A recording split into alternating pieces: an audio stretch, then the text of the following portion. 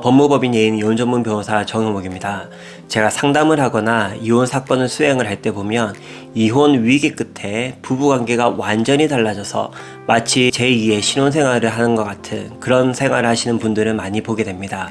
대신 조건이 있습니다. 이대로만 되면 부부관계가 달라질 확률이 거짓말하지 않고 딱 100%입니다. 그러니까 제 이야기를 끝까지 잘 들어주셨으면 좋겠습니다.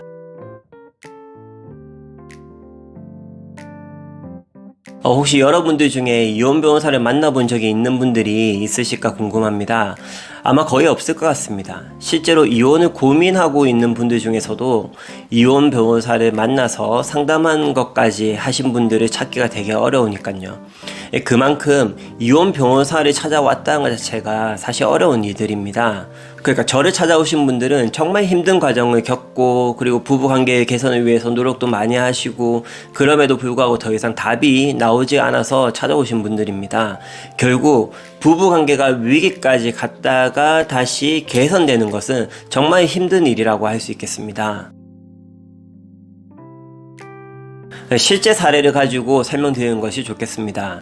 제가 맡았던 의뢰인분 중에 한 분은 아내분이셨는데요. 이 남편분이 계속 반복되는 잘못들을 해서 더 이상 참지 못하고 그렇게 이제 이혼을 결심하신 분이었습니다. 이분 같은 경우에는 자녀들도 있어가지고 이혼을 쉽게 결정하지 못했는데 이게 더 이상 관계 개선이 잘 안 되다 보니까 결국에는 이혼까지 그렇게 진행하게 되신 분이었습니다. 제가 상담을 해봐도 실제로 이혼하는 게 맞아 보였습니다. 그래서 제가 이분의 이혼 사건을 맡아서 이혼 소장을 작성해서 법원에 제출까지 했습니다. 문제는 그 다음에 발생했습니다. 남편분이 아내분의 이혼 소장을 받고 나서 그 다음부터 도저히 믿기 어려운 일들이 일어나기 시작했습니다. 남편분은 이제 정말 아내를 잃을 수도 있겠다 이런 생각이 들었던 것 같습니다. 그때부터 자신의 잘못에 대해서 아내분에게 진심 어린 사과를 하고 그리고 그동안 계속 반복되었던 그런 잘못들을 더 이상 하지 않았다고 합니다. 그러고 나서 아내분에게 더욱더 잘해주려고 했고 이런 부분이 아내 마음을 좀 고민하게 만들었던 것 같습니다. 그래서 이혼 소장을 제출하고 얼마 되지 않아서 아내분이 저에게 말씀하시기를 이제 이혼 소송을 안 해도 될 것 같다. 그러니까 이혼 소송을 취하를 해달라 이렇게 얘기를 하셨습니다. 사실 이런 일들은 간혹 있긴 합니다. 그래서 남편분들이 이혼 소송을 막기 위해서 어떻게 보면 연기를 하고 그런 부분이 있을 수 있거든요. 그래서 제 아내분한테 지금 당장 섣불리 이혼 소송을 취하하는 거는 좀 어려움이 있을 수 있다. 이혼 소송을 취하한 다음에 다시 또 과거에 같은 잘못을 또 할 수 있으니까 조금 더 시간을 두고 보는 것이 어떻겠냐 이렇게 말씀을 드렸습니다. 그리고 제가 한 기간을 둔 게 한 2개월 정도 된 것 같습니다. 이 2달 정도면은 기본적으로 사람의 진정성을 확인할 수 있는 데는 충분한 시간이 되기 때문입니다. 그 2달이 지나서 제가 그 아내분께 다시 연락을 드려봤습니다. 지금도 여전히 남편분이 잘해주시나요? 이렇게 물어봤을 때 아내분은 여전히 그렇다고 이젠 정말 믿음도 생겼고 부부관계도 너무 좋다. 마치 신혼생활과 같다. 이렇게 얘기를 하셨습니다. 그러면서 소치하를 해달라고 하셨고 저는 소치하를 해드리면서 언제든 다시 이혼 소송을 할 수 있으니까 남편분이 다시 과거와 같은 모습을 보여준다면 다시 또 연락을 주시라 이렇게 말씀을 드렸습니다. 벌써 그때로부터 지금까지 몇 년이 지났습니다. 아직까지 연락이 없는 거 보니까 여전히 잘 살고 계신 것 같습니다. 그럼 도대체 어떤 일들이 있었기에 이렇게 드라마틱하게 완전히 깨어질 것 같은 그런 부부관계가 개선이 되어서 이렇게 좋아졌는지 설명드리도록 하겠습니다. 바로 이런 조건들이 갖춰졌기 때문입니다. 첫 번째로는 남편분이 자신의 잘못을 완전히 제대로 인식을 해야만 합니다. 흔히들 성격 차이를 원인으로 이혼을 많이 한다고 생각하시는 것 같습니다. 그런데 제 생각은 완전히 다릅니다. 성격 차이를 원인으로 하는 이혼은 존재하지 않습니다. 어떤 성격으로 인해서 어떤 특정한 행위가 계속 반복이 되었기 때문에 그걸 원인으로 이혼을 하는 것입니다. 누구나 자신의 잘못을 인정하기란 쉽지가 않습니다. 이혼이라는 큰 위기가 닥쳐서야 자신의 잘못을 제대로 인식할 수가 있습니다. 그래서 이혼의 시작이라는 것이 새로운 인생의 시작이라고도 말할 수 있는 것입니다.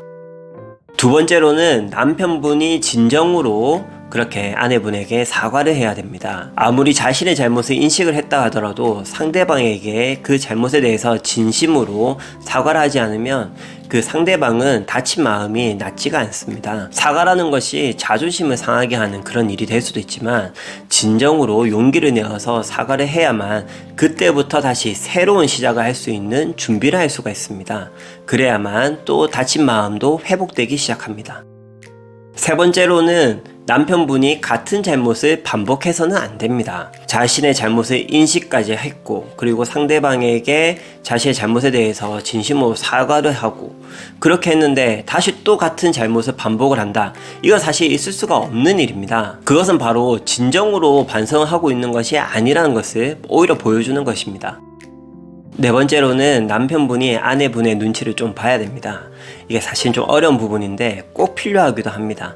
아내분의 마음을 최대한 편하게 이렇게 해줘야 아내분의 마음도 열리게 되고 그렇게 해야만 관계 개선이 될 수가 있습니다. 다섯 번째로는 이제 아내분도 그렇게 해야 됩니다. 이게 사실 제일 중요한 부분이라고 할 수도 있습니다. 아내분 입장에서는 자신이 피해자이니까 자기는 뭐 또 할 게 있나 이렇게 생각할 수도 있습니다. 그렇지만 이 과정을 꼭 해야만 부부관계가 개선이 될 수가 있습니다. 아내분도 자신이 무엇을 잘못했는지 한번 생각을 해봐야 됩니다. 부부관계에 있어서 어느 일방만 완전히 잘못을 하고 나머지 일방은 아무런 잘못을 안 하고 이런 경우는 잘 없습니다. 크고 작든 누구든 잘못을 하게 됩니다. 내가 남편분한테 어떤 것을 잘못했는지 한번 생각해보면 그것들이 반드시 있게 됩니다. 남편에게 다시 나도 이런 것들을 잘못했다 이렇게 얘기를 하고 그것에 대해서 사과도 하고 그 다음에 그런 같은 잘못들을 다시 반복하지 않는 이런 모습을 보여줘야 되고 그 아내분도 남편의 눈치를 조금 봐야죠. 그렇게만 하면 어느 순간 과거의 그런 상처들은 더 이상 떠오르지가 않고 아 그래 이게 바로 결혼 생활이지 이렇게 생각할 때가 곧 오게 됩니다.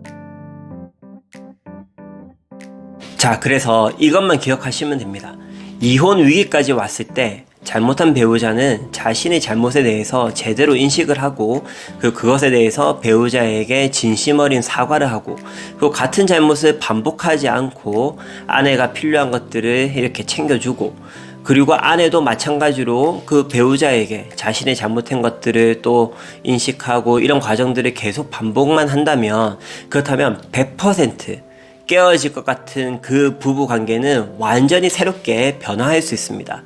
그래서 이것만 기억하셔도 충분합니다. 제가 이혼 전문 변호사이긴 하지만 위기의 가정이 회복되는 것을 볼 때 또한 큰 보람을 느끼기도 합니다.